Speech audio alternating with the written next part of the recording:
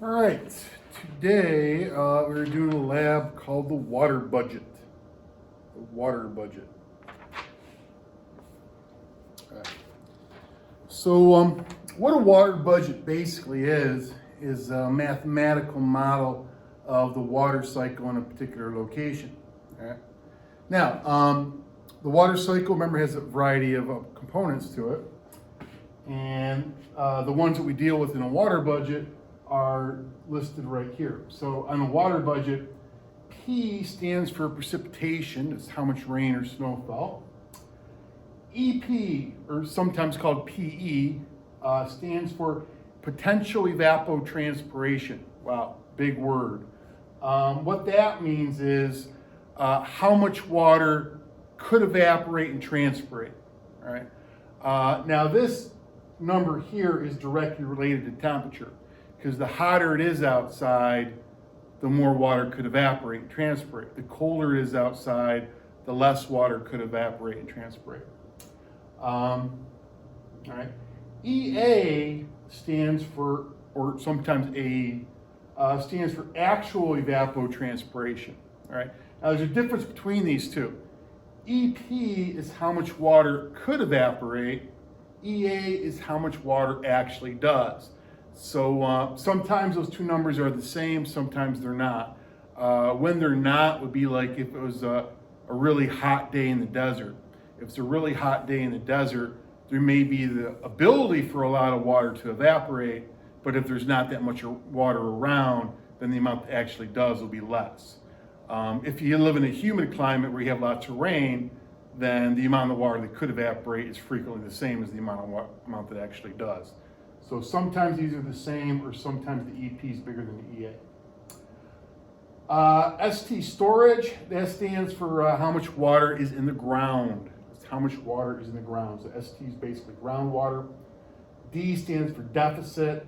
That means that we're running short of water. And S stands for surplus.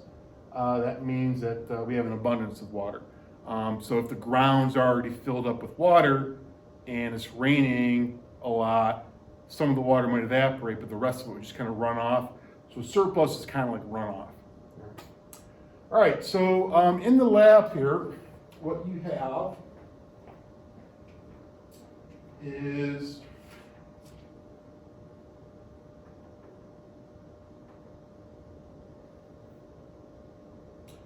for this particular water budget,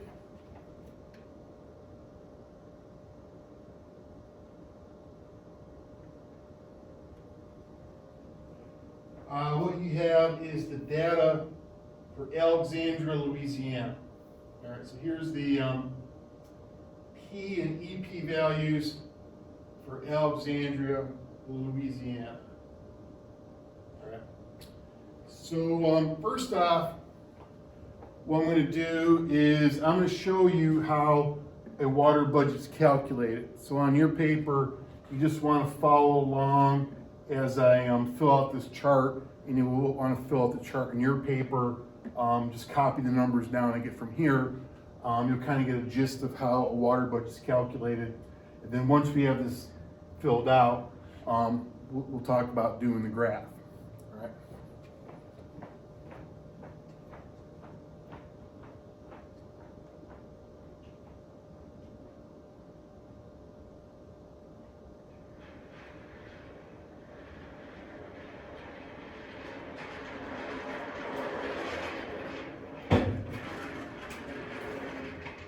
All right. So again, just follow along and fill out your lab paper as I'm filling out this here. All right, so in January, 127 millimeters of rain fell. It was hot enough for only 15 to evaporate, because in January it's cold, right? P minus EP, I subtract those two. So 127 minus 15 is 112, right? Now, so where is this water going to go? Well, the first place you might look to put the water is into the ground. Now, there's 100 in the ground. That means the ground's already filled up with water. The ground's saturated. So just like I can't add any more water to a bucket that's already filled up, I can't add any more water to the ground, it's already filled up. So that's going to stay at 100. The triangle or delta ST, that stands for change in storage, but I can't add anything to it because it's still filled up, so that'd be 0. All right. So where's that water going to go? That water is going to come down here as surplus. How much water actually evaporated? Well, it had 127 fellows rain, and it was only hot enough for 15 to evaporate, so how much actually did is just going to be the 15. I got plenty of water at this point, so I do not have a deficit. February, 133 fellows rain. It was hot enough for 18 to evaporate. So 133 minus 18 is 115. First place I look to put that water is into the ground, but the ground's still filled up from the month before, so I can't add anything to the ground because the ground's still filled up. So where is that 115 going to go? That 115 is going to end up being runoff or surplus down here. How much water actually evaporated? Well, it's going to be the same as the amount that could. It's going to be the 18. And again, I got plenty of water, so I don't have a deficit. March, 142 fellows rain, 45 could evaporate. I subtract those two, that's 97. Again, the ground's still filled up, so I can't put anything in the ground.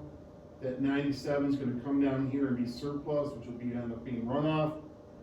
How much water actually evaporated? It's going to be the same it could. All right, and I don't have a deficit, so I got plenty of water. April, 134 fellows rain, 75 could evaporate. Now notice, it's getting hotter outside, so more water can evaporate because it's getting hotter. But anyways, I subtract 2, that gives me 59. The ground's still filled up with water, so it's still at 100. That 59 ends up being surplus runoff over here. How much water actually evaporated? It's going to be that 75. And I don't have a deficit yet.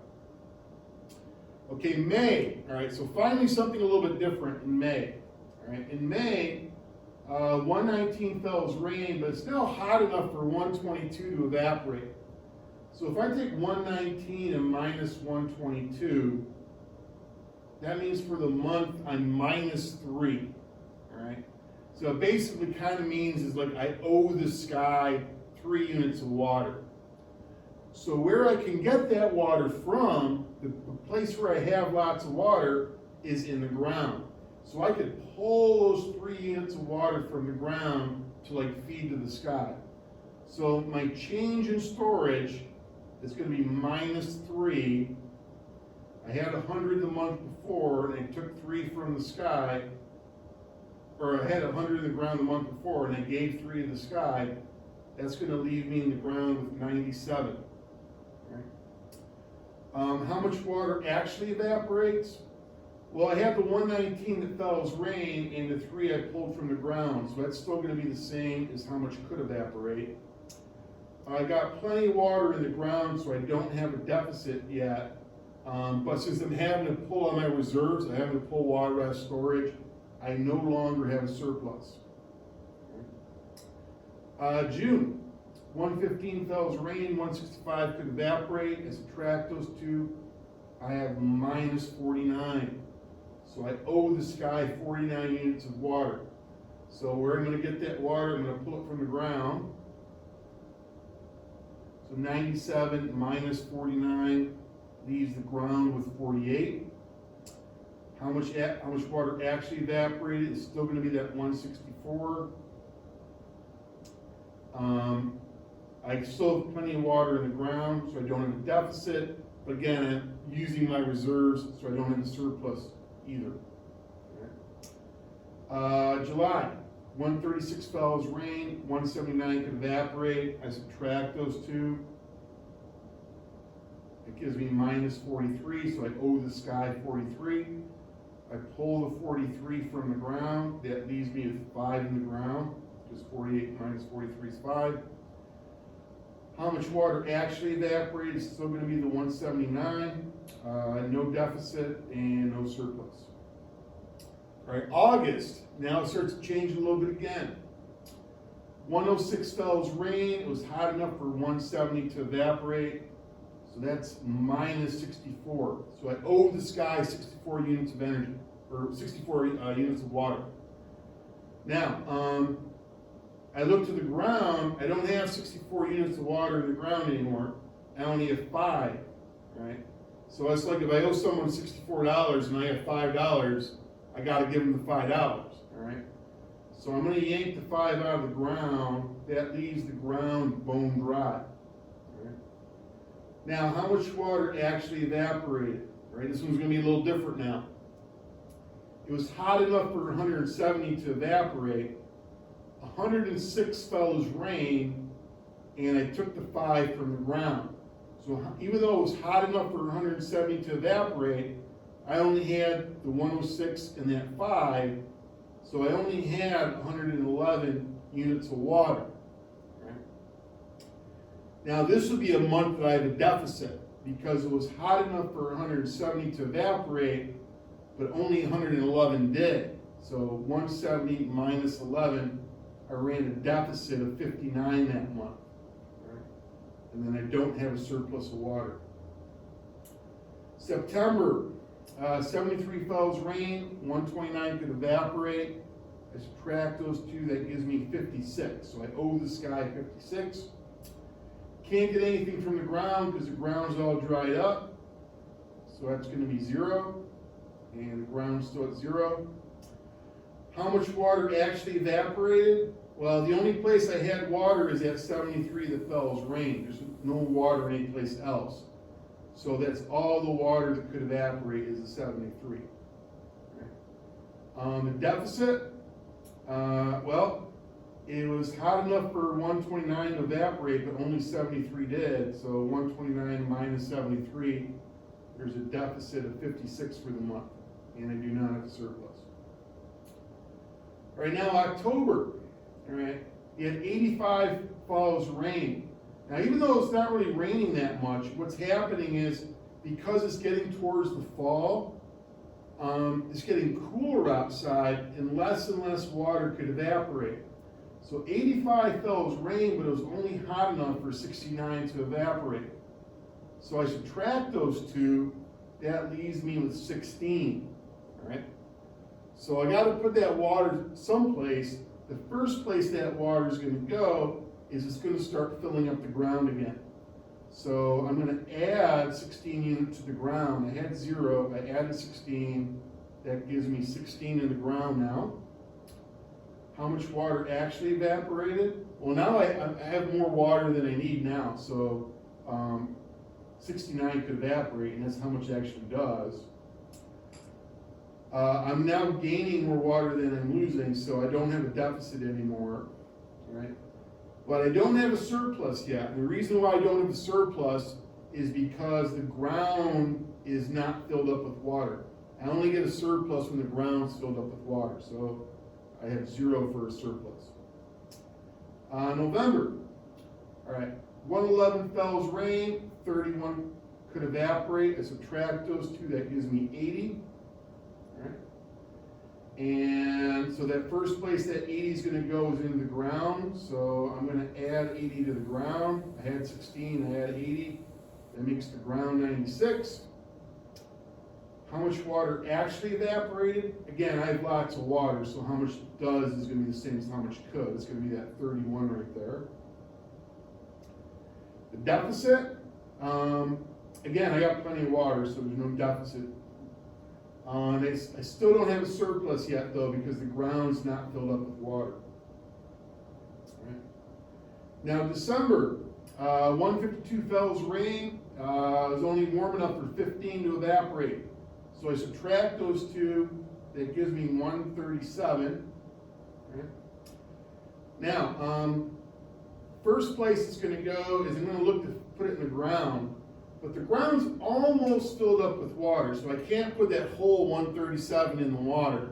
I can only put 4 in the ground before it's filled up. So I'm going to add 4 to the ground. 96 plus 4 gets me back up to 100, so the ground's filled up. How much water actually evaporated? Again, it's still going to be that 15, all right, because I got plenty of water. I have more water than I need right now, so I definitely don't have a deficit. And now this one, I had 137, I put 4 in the ground, so that leaves me with 133 I gotta put someplace, so that 133 is gonna flow across the land as runoff, so that's gonna be surplus. Right.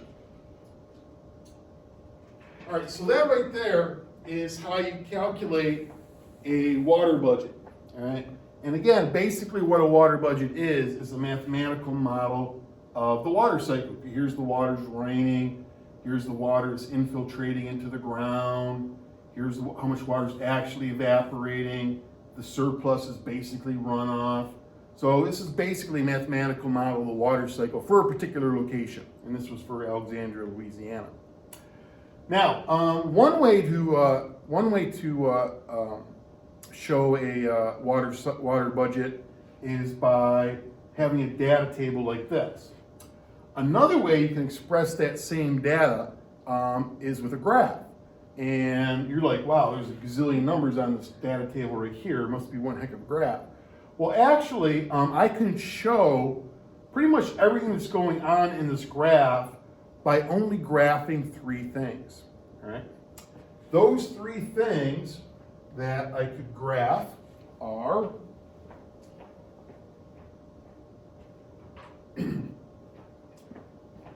I could graph the precipitation, all right? The precipitation, the P, all right?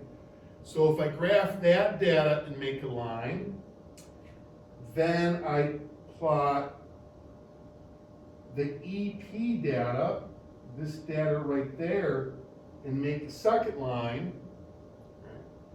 And then I make a third line by plotting the EA. Right?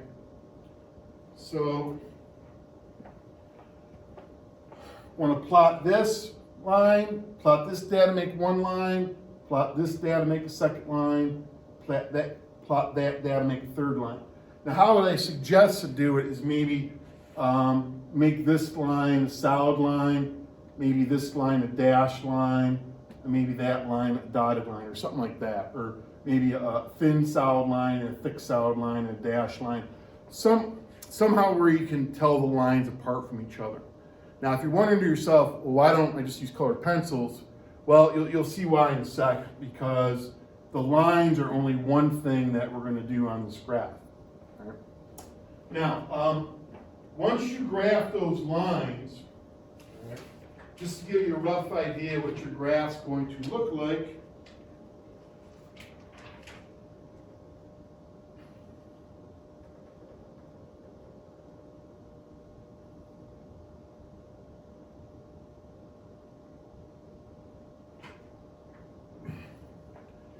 your graph's going to look like this, all right? So this line right there, that's the precipitation line, all right? Your EP line, all right, that line right there is going to be this line, that solid line right there. And my EA line, now if you look, for most of the months, the EA and the EP are the same value. So you're going to have 2 lines. The EA line is going to be going right next to the EP line for most of the months. However, there's a few months where they're not the same, so the EA line is going to go like that. So when you get done plotting your data, again, the P make a line, the EP make another line, and the EA make a third line. Your graph should pretty much look like that, all right? Now, I said that I can show pretty much everything that's going on in this graph just by plotting those 3 things. So you're like, well, wait a minute, how do you find all the other info? Well, how you go about doing that is the other things on the water budget, they're not represented by lines, rather they are represented by areas on the map, all right? So now you can use 4 different colored pencils, all right? And what you could do is, like this area here on the graph right there, that would be the surplus area. So whatever color you pick, for this right there, all right, you color this in, right? That would be the surplus, all right? Because this is going to correspond to that part of the graph right there, all right? Now, another color I could use, let's say I use blue for usage, all right? All right? Now you're like, well, usage isn't one of the words up there. What usage means is when I'm using water from the ground, I'm taking water out of the ground. So usage is represented by those numbers right there. And on the graph where usage is going to be this area that's right there. All right. Next, deficit. All right, let's say I use yellow for deficit. All right. Where deficit is on here, so remember deficit is when more water could evaporate than what's actually evaporating. Deficit is this section right there. All right. And where that's going to appear on the graph, that's going to appear in this area right there. All right.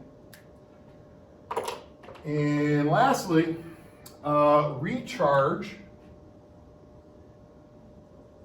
All right. What recharge is when you're putting water back into the ground. So where you find recharge on this water budget up here is those numbers right there represent recharge. So on this graph here, where recharge would be is this area right over here.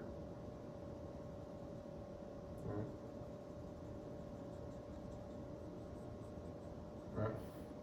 So when you get all done, your graph should pretty much look like this, all right? Except that yours is going to be a lot neater than mine is because I didn't spend very much time coloring. You're going to want to spend more time and precision coloring than I did. But it should basically look like this, all right? Where these lines here represent those things and these areas represent those things. All right? Now, once you have your graph done, then you just answer the questions about water budgets based on your water budget graph, and your knowledge of earth science.